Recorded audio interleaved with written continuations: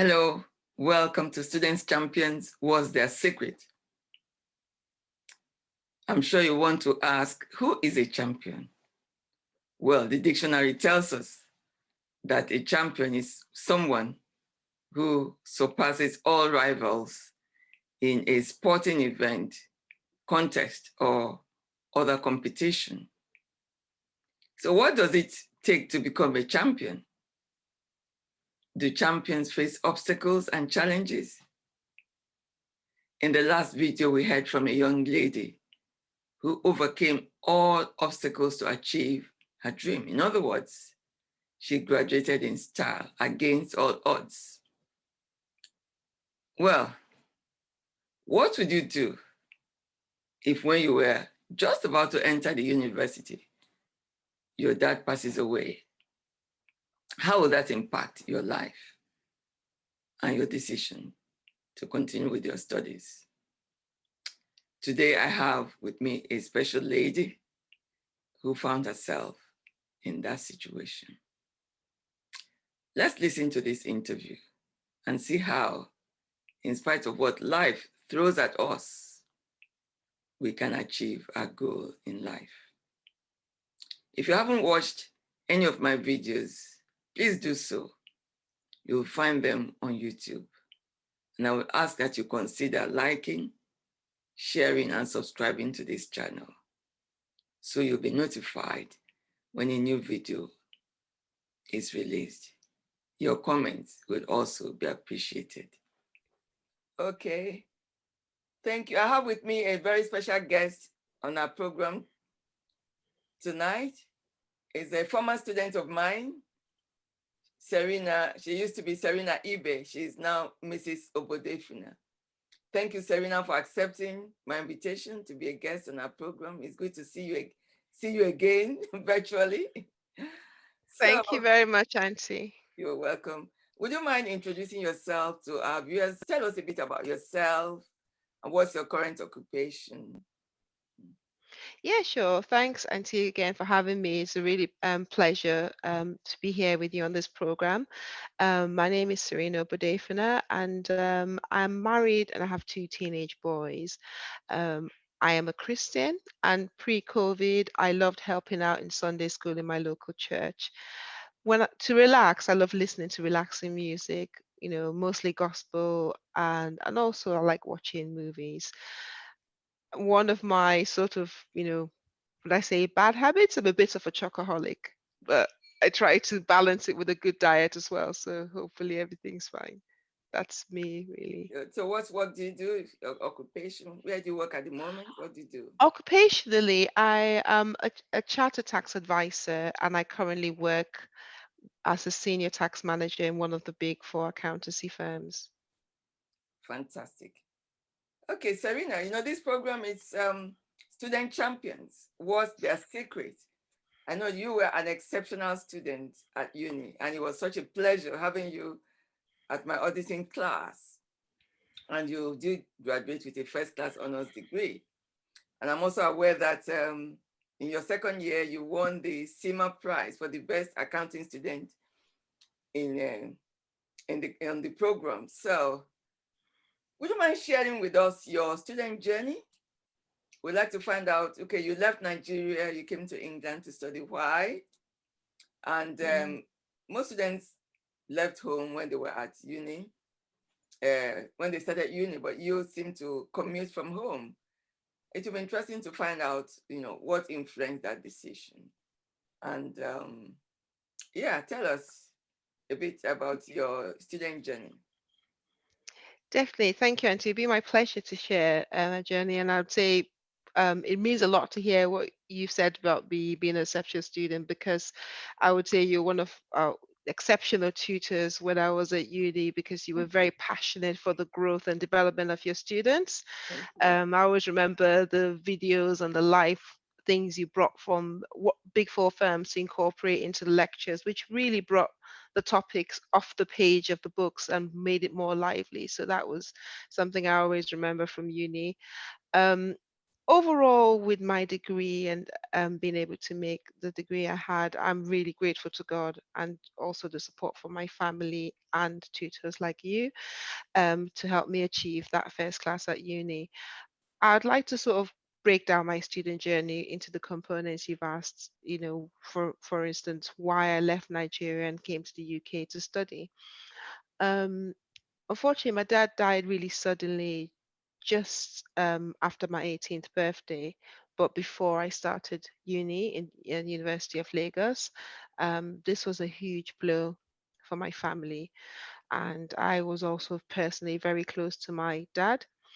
Um, so I started uni um, at Unilag to do law, and but after I'd lost my dad, I think my mom and I decided it was better to have a fresh start back in the UK where I was born.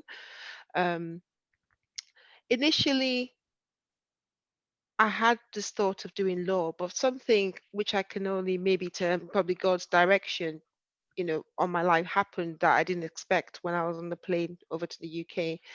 I started somehow thinking very deeply of what I wanted to do and reflected on that during the flight. And I was no longer sort of feeling a very strong passion towards law. And funny enough, I had taken one of my late dad's accounting books on the plane and just started to look through that and started to get an interest grow towards accounting. So when I did come over to the UK, started to look at degrees to do, I ended up changing my degree um, to accounting and business. So that's kind of one part of my journey. And I would say I thoroughly enjoyed my degree. It engaged me in all different aspects. And so I'm thankful to God for that direction, really. Um, in regards to why I sort of stayed at home, whilst most students sometimes live in halls of residence, it was really shaped by the fact that I'd left Nigeria, sort of where I sort of had my secondary education, and I was born in the UK. So me and mom basically we Sunderland Uni, which is where I went, is a different city to Newcastle where I was born. So one of the factors was you really wanted to come back to Newcastle, where me and mom were familiar with, and we have friends and family who were close there as a support system, rather than moving to a whole brand new city at that stage. Um, Also, the commute wasn't too bad, and staying at home had some perks of its own, not only sort of being with family, spending time with my mom, but it's also, I didn't get into significant debt due to having living costs in a different city.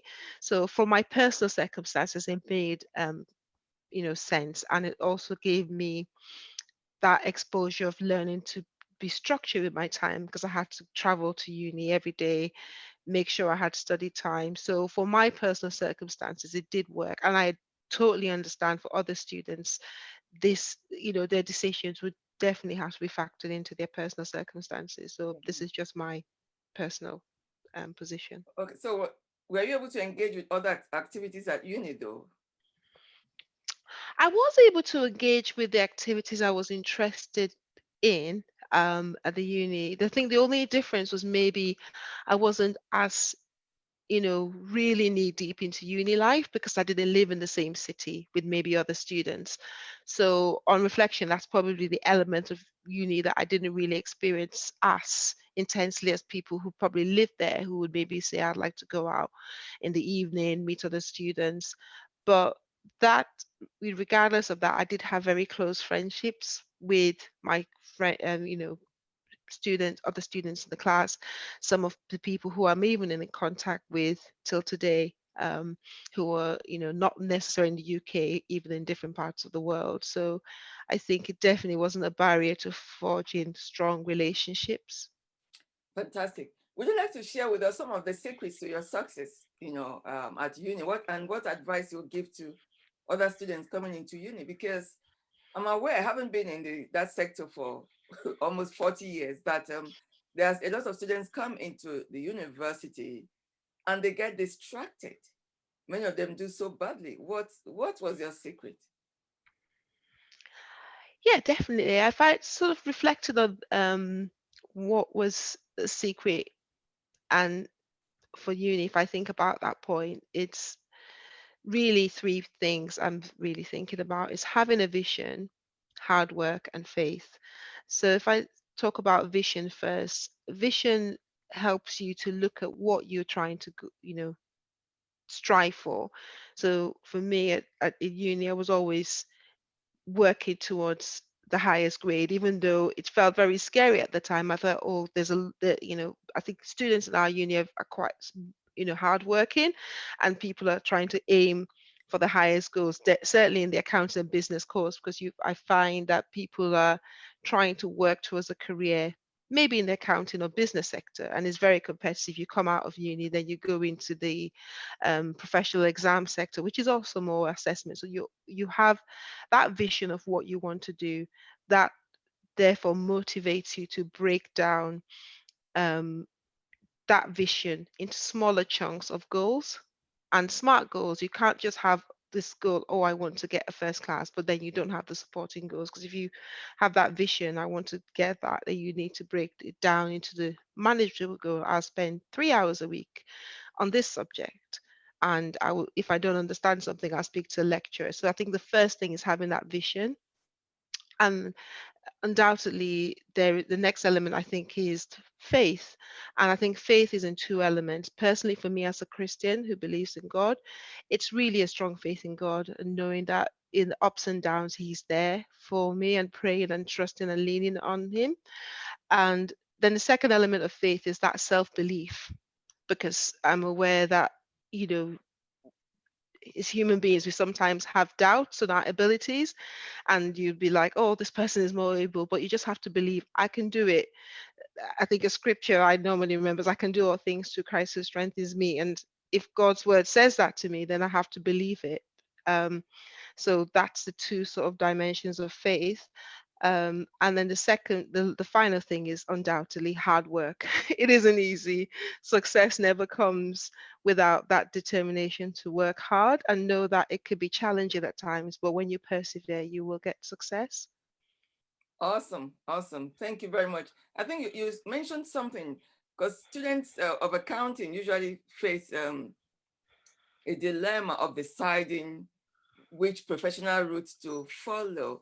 So you went into the tax route. Do you want to, for the benefit of any accounting student watching now, wanting to know, oh, how do I decide whether to go into taxation or auditing or pure finance and all that? What would be your advice? My advice would be, try and learn what your passions are as you're studying the subjects, and see where you've got, what really resonates with you. So I know from studying, if I just use myself as an example, I studied the accounting modules and I came to auditing. Even though I could enjoy the theory, in my mind, when I think about what the auditors do, they have to travel to clients and do the audit process. I didn't really find that as anything that engaged me. So I quite quickly ruled out, oh, I don't want to be an auditor. But there are other elements of professional services, and that's where I thought, tax is an area that really integrates my initial interest, which I thought I would pursue, which was law, because tax has elements of law, but it also has elements of numbers. So for me, it was a perfect blend of something that I was passionate about. So my advice is always listen to yourself as you are, and also take advice from others. You would probably not know from day one where you're going to land, but if you speak to people, I remember having conversations with you even when I was probably in my second year or first year, Auntie, about what's the landscape of the profession.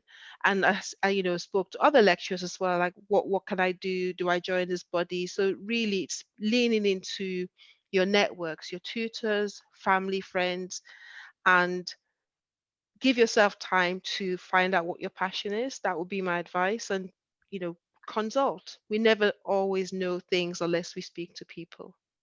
Fantastic. Well, I wouldn't want to take any more of your time, Serena. It's been such a pleasure having you on this program. I'm sure many of our viewers out there have been blessed hearing your story. Well, keep up the good work and keep the flag flying. Thank you so much. God bless you. Thank Thank you. you for Thank you coming so on. much, Auntie, for having me. God bless you too. Yes, thank you. Serina has shared with us some secrets of how to become a student champion. You need vision, faith in God and in yourself, and of course, hard work. Nothing comes easy in life. Another thing we learned from our interview today and in the last episode is never to shy away from asking for help and advice from the right people. Whether you're facing difficulty in any subject or trying to decide on which career path to follow. Perhaps you're watching this and need help in any area of your life or struggling as a student. Ask for help from the right people. Don't leave it until things spiral out of control. Universities usually have different channels from which students can get help and advice. Take advantage of those channels. Well, that's it for this episode. I hope you have been inspired by our champion, Mrs. Serina Obodefuna. Please consider liking and sharing this video and subscribe to this channel so that you can be alerted when the next video is out. Your comments will also be appreciated. Please watch out for the next video in which we shall be interviewing another special guest who, against all odds, achieved his goal. Watch how to become a champion from another angle altogether. I look forward to being with you again in the next episode. Thank you for watching.